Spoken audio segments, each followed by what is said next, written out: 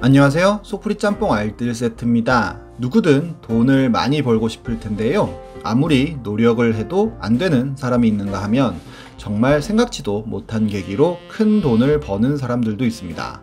예전에 뜻밖의 대박집 편에서도 그런 집들을 다룬 적이 있었는데요. 이번엔 이렇게 한방에 계기로 대박이 났던 제품들을 모아봤습니다. 그럼 한번 볼까요? 첫 번째는 염따의 티셔츠입니다. 염따는 본명인 염현수 왕따의 줄임말로 사라 춤셔라는 추임새로 유명한 래퍼인데요. 굉장히 오래된 래퍼이지만 오랜 무명의 길을 걷고 있었습니다. 그러다가 무한도전 도라이 콘테스트에 출연하면서 유명세를 타기 시작하는데요. 기라성 같은 쟁쟁한 경쟁자들을 제치고 신동훈과 함께 우승을 합니다. 이후로 MTV 모스트 원티드의 차기 VJ로 선정이 되어 청년 실업을 탈출하게 된 점이 기쁘다고 인터뷰를 하기도 하고, 예능감 좋은 래퍼로 굉장히 많은 방송에 출연하고 딩고에서도 메인 MC를 하는 등 진행 능력을 인정받습니다. 그리고 작년에는 돈 콜미를 발표하여 히트곡까지 만들어내는데요. 전국 노래자랑 강동구 편에서 예선 탈락을 하기도 하는 등 재미난 삶을 살면서 부업으로 소소하게 티셔츠 판매도 합니다. 염따가 직접 포장하고 배송한다는 것이 알려지면서 초반에는 2,000장씩 파는 등 나름 장사가 잘 되어서 황금 그릴즈까지 하지만 가수 일이 바빠지면서 티셔츠는 거의 판매를 하지 않는데요. 직접 가내수공업으로 포장하는 게 생각보다 오래 걸렸기 때문인 것으로 보입니다. 그런데 작년 말 염따는 본인의 차로 더 콰이엇에 벤틀리를 박는 사고를 냅니다. 정확한 모델은 벤틀리 컨티넨탈 GT로 3억 원 정도 하는 어마어마한 차량입니다. 사고는 크게 나지 않았지만 벤틀리 앞부분 그릴에 한 기둥 같은 무언가가 떨어져 나가버렸는데요. 염따는 또다시 가난이 찾아왔다며 절규했고 더 콰이엇이 견적을 내는 장면 등을 컨텐츠로 보여주기도 했습니다.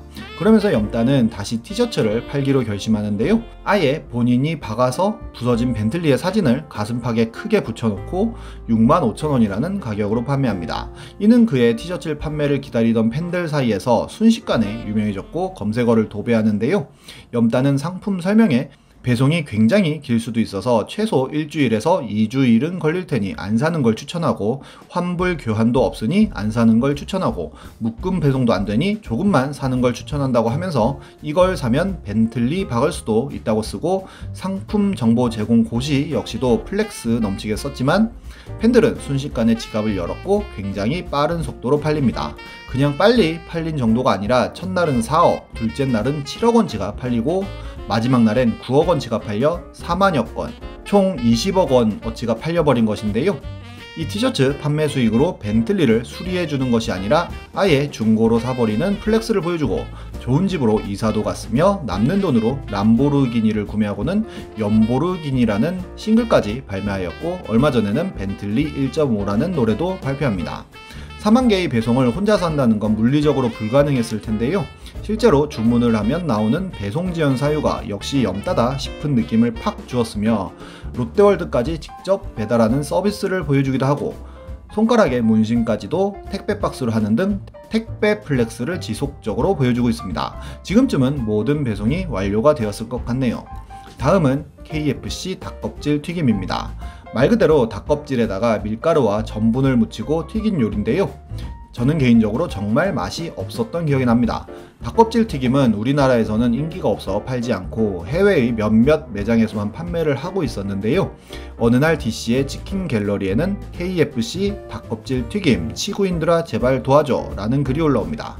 본인이 KFC VIP인 KFC 덕후임을 인증하며 시작한 글에는 뉴스에서 KFC 닭껍질 튀김 광고를 봤는데 본인의 꿈의 메뉴를 봤다면서 정독했더니 인도네시아 자카르타에서만 판매한다고 씁니다.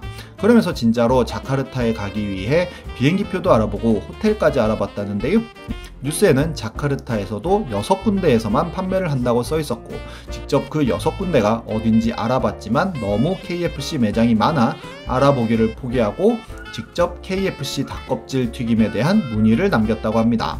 그랬더니 KFC에서는 대한민국에서는 닭껍질 튀김을 판매할 계획이 없지만 신제품으로 출시할 수 있도록 협의하겠다고 답변이 오는데요. 기다릴 수 없었던 글쓴이는 아예 미국 KFC 본사에도 문의하였지만 직접 알아보라는 링크만 보내주었고, 그 링크를 통해 인도네시아 KFC 트위터를 알아내서 또다시 문의를 하여 드디어 6개의 매장을 확인합니다.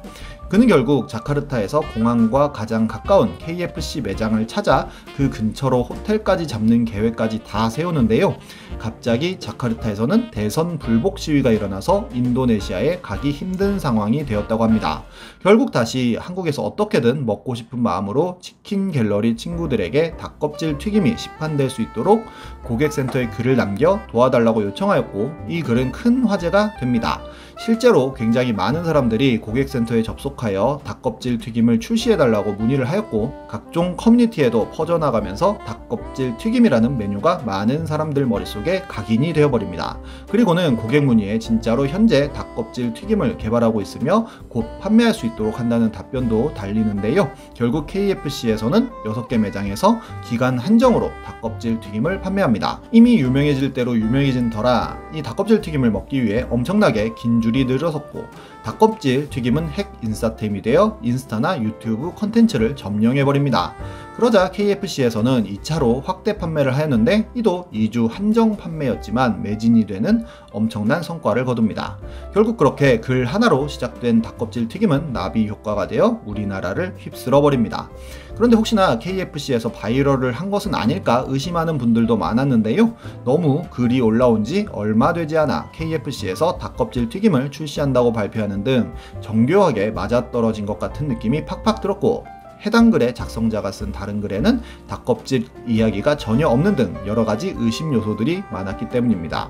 결국 그는 해명글을 올리는데요.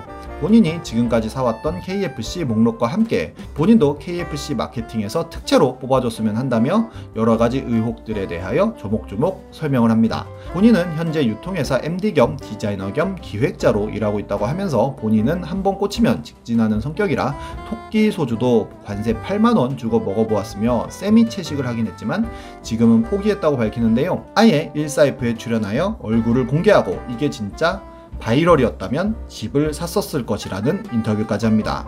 진실은 그 누구도 모르겠지만 바이럴이었든 아니었든 이 글 하나로 큰 이슈가 되어 KFC는 굉장히 많은 양의 닭껍질을 판 성공 사례가 되었습니다. KFC는 지금도 치르르 닭껍질 튀김이라는 이름으로 신메뉴를 내놓기도 했지만 지금은 찾는 사람이 없는 것 같네요. 다음은 대한곱창입니다. 대한곱창은 장안동에 있는 곱창집인데요. 본점이 따로 있는 프랜차이즈이긴 했습니다. 마마무의 소속사 사무실도 장안동에 있다 보니 멤버들은 여기서 자주 먹었었고, 나 혼자 산다의 화사편에서 이 집이 나오는데요.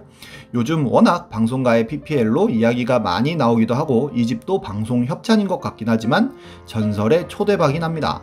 방송을 보면 정말 화사가 맛있게 곱창을 먹고 나오는 곱창의 비주얼도 너무 좋았던 것입니다. 화사가 이렇게 곱창 먹방을 찍으면서 아예 전국적인 맛집이 되어버리는데요. 그냥 맛집이 된 것이 아니라 매일매일 줄을 서서 먹어야 했고, 실제로 대한곱창의 사장님은 화사 먹방 이후 매출이 300%나 늘었다는 인터뷰를 하기도 합니다. 이 대한곱창뿐만 아니라 전국의 곱창집들이 말 그대로 운전성시를 이룰 정도로 곱창 대란이 펼쳐졌는데요. 실제로 곱창의 씨가 말라버려 더 팔고 싶어도 곱창이 없어서 어쩔 수 없이 문을 닫는 집들이 부지기수일 정도였습니다. 이에 대한곱창은 여기서 머물지 않고 아예 전국적인 프랜차이즈로 거듭납니다. 그리고는 당연할 수도 있겠지만 마마무와의 전속 모델 계약까지 하는데요. 어엿한 중견기업이 되어 완전한 회사의 모습을 갖추게 되었습니다. 정말 모든 케이스들이 확실하게 기획된 케이스인지 아닌지 밝혀지지는 않았는데요. 바이럴이라고 하더라도 정말 성공적인 마케팅인 건 부정할 수 없을 것 같네요. 지금까지 속풀이 짬뽕 알뜰 세트였습니다.